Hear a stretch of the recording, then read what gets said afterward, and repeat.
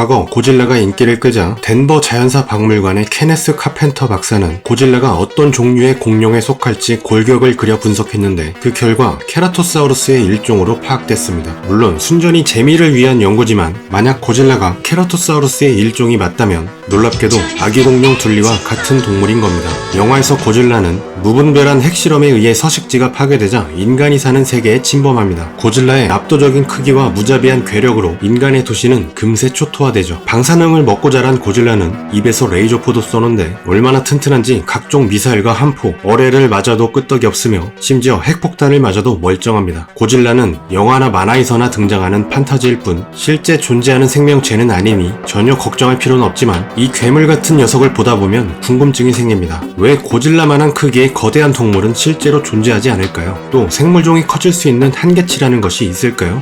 이번 편에서 함께 알아보죠.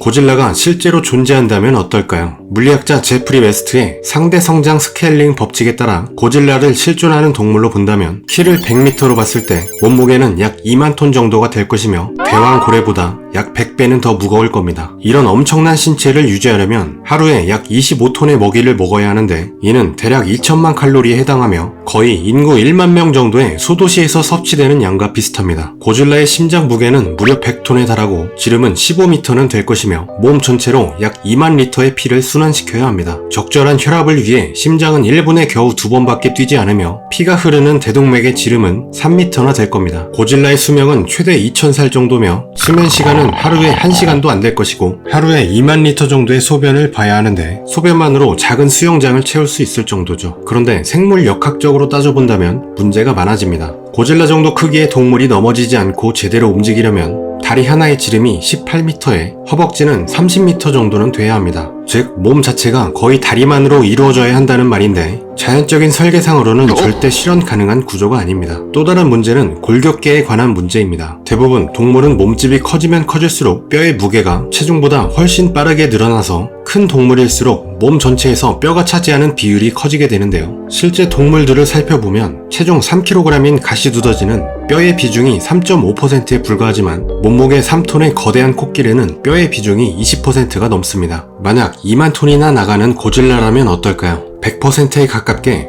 모든 몸이 그냥 뼈로만 이루어진 생물이라고 봐야 합니다. 말이 되지 않는 것이죠. 또한 코끼리를 예로 들면 그 정도의 몸무게만 해도 중력을 감당하기가 상당히 버거움을 알 수 있는데 실제로 코끼리를 해부하여 다리뼈를 조사해보면 골절되었다가 나은 흔적을 여러 군데에서 발견할 수 있죠. 고질라 정도의 무게라면 걸을 때마다 뼈가 버티지 못하여 여러 군데 박살날 겁니다. 이처럼 고질라 정도 크기의 동물이 실제로 존재하기에는 수많은 제약이 따라오며 현실적으로 불가능함을 알 수 있습니다.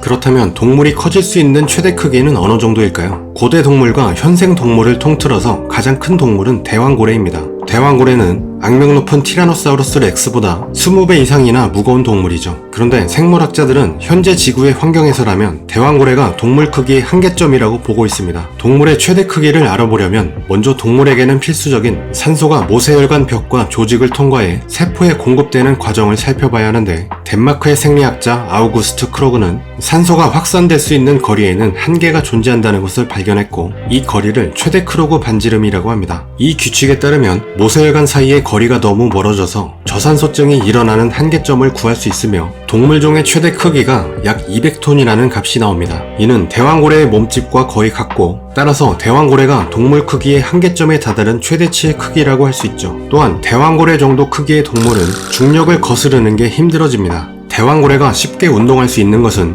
순전히 부력이 작용하는 물속이라서 가능한 것인데 특히 바닷물은 염분이 다량 포함되어 있어 부력이 더 크게 작용하죠. 앞서 코끼리의 상습 골절에 관해 얘기했는데 코끼리의 50배 이상 무거운 대왕고래라면 지상에서 골절은 고사하고 허파부터 짜부러져서 질식해 죽게 됩니다. 결국 생물 역학적으로 본다면 지구의 중력이 줄어드는 등의 극단적인 환경 변화가 없다면 앞으로도 대왕고래보다 더 큰 동물은 세상에 존재할 수 없겠네요.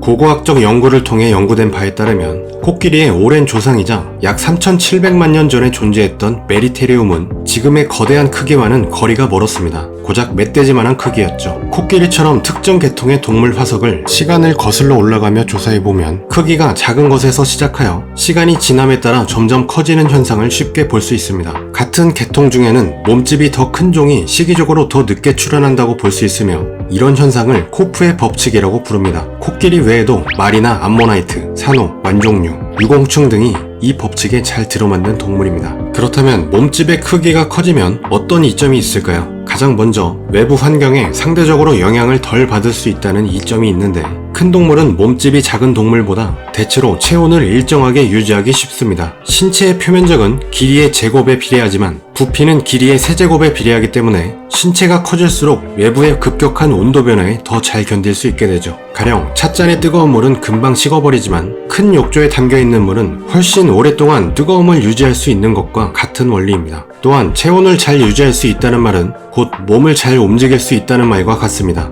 체내 화학 반응에 따른 근육의 수축 속도는 체온에 따라 크게 달라지는데 만약 들쑥날쑥한 온도 변화로 인해 신체의 정밀한 제어가 불가능하다면 가혹한 생태계에서 제대로 살아남기 어려웠을 겁니다. 추운 지방에 서식하는 동물이 더운 지방의 동물보다 대체로 몸집이 큰 이유기도 하죠. 몸집이 큰 동물은 굶주림에도 상대적으로 강한데 음식을 계속 먹지 못하면 몸에 축적된 지방 등을 사용하면서 버틸 수 있고 체중당 에너지 소비율도 적어 작은 동물보다 덜 먹어도 오래 견딜 수 있습니다. 또한 먹이를 찾으러 걸어 다닐 수 있는 지역의 반경이 훨씬 커지기 때문에 좋은 환경 조건을 찾아 이동하는 데에도 유리하며 몸이 크면 당연히 힘도 세지기 때문에 포식자의 위협에서 상대적으로 자유로울 수 있고 짝짓기 경쟁에서도 우위를 차지할 수 있어 자손을 낳는 데에도 유리합니다. 무엇보다 몸집이 크면 몸을 구성하는 세포의 수가 많아지고 대사율이 낮아져 생리적 관점에서 여유가 생기다 보니 수명이 길어지고 생존의 이점으로 작용할 수 있는 지능 등의 새로운 능력이 개발될 여지가 생깁니다. 몸 길이 12cm가량 밖에 되지 않는 아메리카 솔새는 거의 30초에 한 마리꼴로 벌레를 잡아먹는데 이런 새라면 큰 동물처럼 한가로이 여유를 즐길 틈도 없겠죠. 이처럼 몸집이 큰 것에는 상당히 많은 이점이 있지만 아주 중요한 치명적 단점이 있습니다.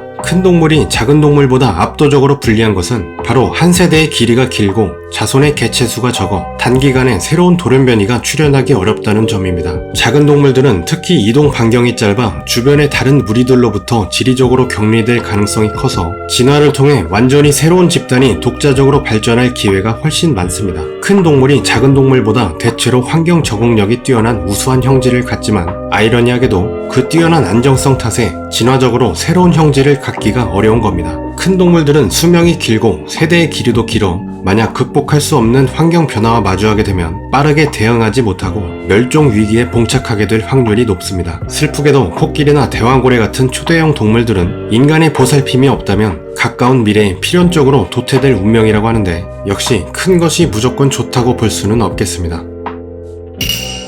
생물학에서 말하는 놀라운 법칙이 있습니다. 바로 포유약자인 브리스톨 포스터가 발표한 이론인 섬의 법칙인데 섬에 격리되면 몸집이 큰 동물은 작아지고 작은 동물은 오히려 커진다는 것이죠. 오래전 빙하 시대에는 해수면이 낮아 현재의 많은 섬이 대륙과 연결되어 있었지만 해수면이 상승하며 각자의 섬으로 많은 동물들이 격리됐습니다. 그런데 격리된 여러 섬에서 과거 동물의 화석을 분석해보니 놀라운 점이 발견됐습니다. 어깨 높이가 고작 1m밖에 되지 않는 송아지 크기의 코끼리나 난쟁이 하마, 작은 사슴 등 거대한 대륙 동물의 크기와 비교해서 말도 안 되게 작은 개체가 발견된 겁니다. 반대로 작은 동물은 크기가 비약적으로 커졌는데 코끼리 새나 자이언트 웨타, 코코넛 크랩 등이 대표적 사례죠. 섬에서 이런 크기의 변화가 일어나는 곳은 먹이와 포식자가 가장 큰 원인으로 분석됩니다. 대략적으로 한 마리의 육식동물이 생존하려면 초식동물은 100마리가량 존재해야 하는데 만약 섬에 초식동물이 10마리만 먹을 수 있는 풀만 있는 작은 섬이라면 육식동물은 살아남을 수 없게 됩니다. 즉 포식자가 영원히 사라져버리는 것이죠. 따라서 포식자의 위협에 맞서기 위해 무리해서 몸집을 키울 필요가 없게 됨에 따라 큰 동물은 섬 외소와 작은 동물은 섬 거대화 현상이 생기게 됩니다. 놀랍지 않으신가요? 지금 우리가 알고 있는 동물들의 크기가 주변의 환경에 얽히고 설켜 반강제적으로 이루어진 크기일 뿐 사실 그들 본연의 크기가 아니었다는 점이 참 흥미롭습니다. 아니 거꾸로 생각해보면 동물 본연의 크기라는 것이 과연 존재하기는 할까요? 만약 먹이가 넘쳐나고 천적이 전혀 없고 경쟁이 없는 곳에서 영원히 살아간다면 어떨까요? 어쩌면 모든 동물이 똑같은 정도의 크기가 될지도 모르겠습니다. 이상으로 영상을 마무리하겠습니다. 재미있게 보셨다면 구독과 좋아요 잊지 마세요. 시청해주셔서 감사합니다.